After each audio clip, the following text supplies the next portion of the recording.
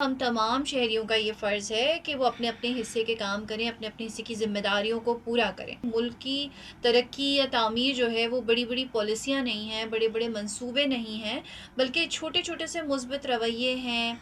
positivity ہے، دیانت داری ہے، محنت ہے، اور اجتماعی کوشش ہے، اجتماعی شعور ہے، اور جو آپ ہر ایک شہری کے اندر ہونا چاہیے کہ ہم اپنے ملک کے لیے، ہم اپنی